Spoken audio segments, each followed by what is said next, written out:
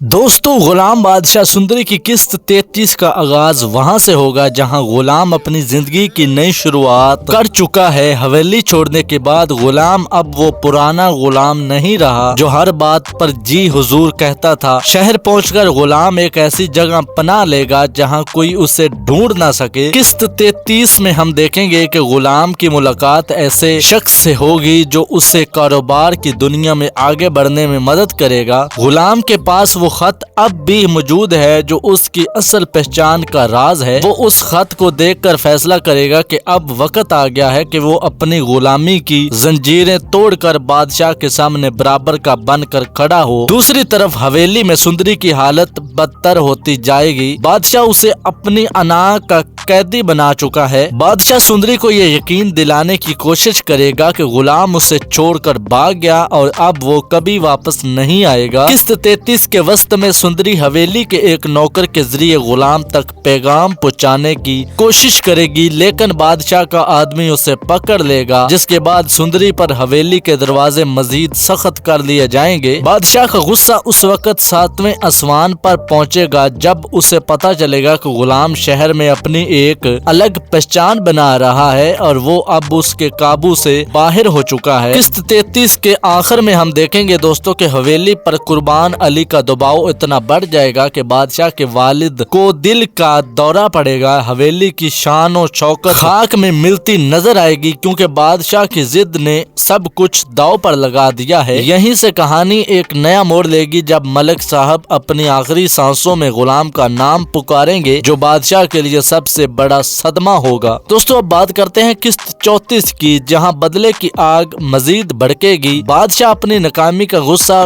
سندری پر نکالے گا اور اسے مجبور کرے گا کہ وہ اس سے نکاح کر لے، ورنہ وہ غلام کو شہر جا کر قتل کر دے گا۔ سندری جو غلام کی زندگی بچانا چاہتی ہے وہ بظاہر بادشاہ کی بات ماننے کا ناٹک کرے گی، لیکن پس پردہ وہ حویلی سے بھاگنے کا ایک ایسا منصوبہ بنائے گی جو بادشاہ سوچ بھی نہیں سکتا۔ دوستو قسط 34 میں غلام کا ایک نیا روپ سامنے آئے گا۔ اب وہ حویلی میں غلام بن کر نہیں بلکہ ایک سرمایہ کار یا ایک طاقت حریف بن کر واپسی کی تیاری کرے گا۔ وہ حویلی کی ان زمینوں کو خریدنے کی کوشش کرے گا جو بادشاہ قرضے کی وجہ سے نیلام کر رہا ہے۔ جب بادشاہ کو یہ پتا چلے گا کہ اس کا خریدار کوئی اور نہیں بلکہ اس کا اپنا سابقہ غلام ہے تو یہ منظر دیکھنے والا ہوگا۔ اس قسط میں لاجو اماں کا کردار بھی بہت اہم ہوگا۔ وہ غلام کو حویلی کے خفیہ راستوں اور بادشاہ کی کمزوریوں کے بارے میں بتائے گی۔ قسط 34 کے آخر میں ہم دیکھیں گے دوستو کہ سندری حویلی کی دیوار پھلانگنے میں کامیاب ہو جائے گی، لیکن عین اسی وقت بادشاہ کی بندوق کی گولی چلے گی۔ اب یہ گولی کسے لگے گی؟ کیا غلام بر وقت پہنچ کر سندری کو بچا لے گا؟ یہ سسپینس قسط 34 کے اختتام کو یادگار بنا دے گا۔ بھائیوں میرا یہ خیال ہے کہ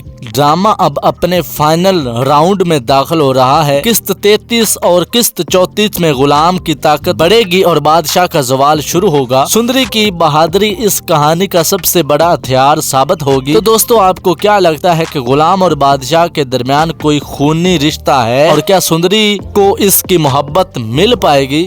اپنی قیمتی رائے ویڈیو کے کمنٹ میں لازمی دیں۔ اگر آپ کو غلام بادشاہ سندری کی یہ تفصیلی کہانی اور پیش گوئی پسند آئی ہو تو ویڈیو کو لائک کریں اور ڈرامے کی ہر پل کی خبر کے لیے ہمارے چینل کو سبسکرائب لازمی کریں۔ ملتے ہیں اگلی ویڈیو میں، تب تک کے لیے ہمیں اجازت دیجیے۔ اللہ حافظ۔